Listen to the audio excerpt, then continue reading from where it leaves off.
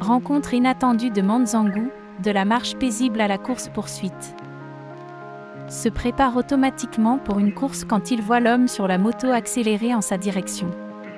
Malgré sa peur, il reste calme et déterminé, prêt à affronter l'inconnu.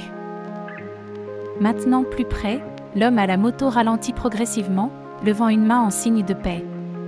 Manzangu, méfiant mais soulagé, ralentit également son pas, gardant toutefois une distance de sécurité. C'est alors que l'homme en motocyclette se dévoile.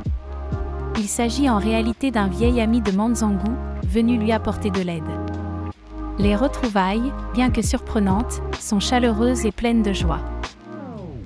L'ami propose à Manzangu de monter sur sa moto pour terminer le reste du voyage ensemble.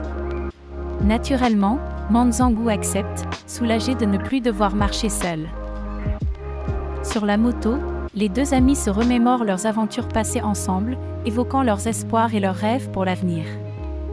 Leur conversation est empreinte de nostalgie et d'optimisme. Au coucher du soleil, ils atteignent enfin le village.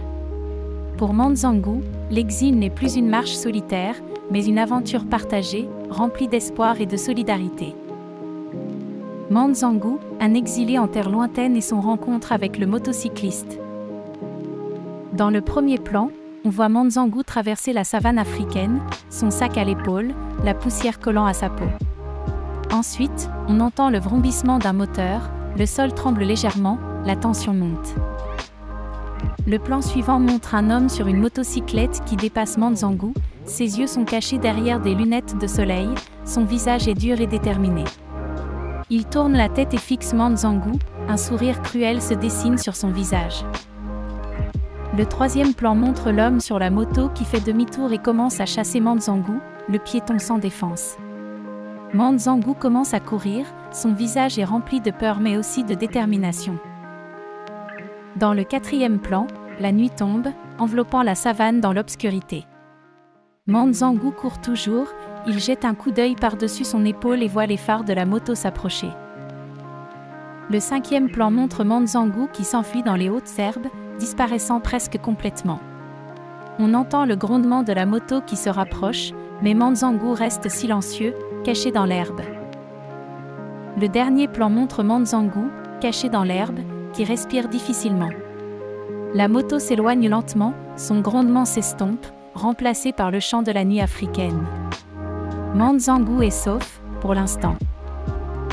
Dans le sixième plan, les phares de la moto balaient les herbes, mais Manzangu reste introuvable.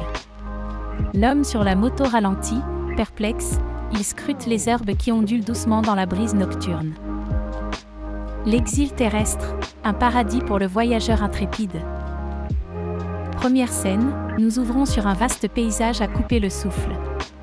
Pour le voyageur sur Terre, la Terre est un exil où tout est bien. Deuxième scène, un voyageur traverse une forêt dense. Le monde offre une richesse de beauté à découvrir, des montagnes majestueuses aux forêts émeraudes. Troisième scène, le voyageur se tient devant une vieille ville en Europe. Les villes historiques nous rappellent notre passé et ce qui nous a formés. Quatrième scène, un plan aérien d'une plage tropicale. Les destinations exotiques nous émerveillent par leur diversité et leur beauté naturelle. Cinquième scène, le voyageur est dans un marché animé en Asie. Le voyage est aussi une évasion culinaire, une exploration des saveurs du monde.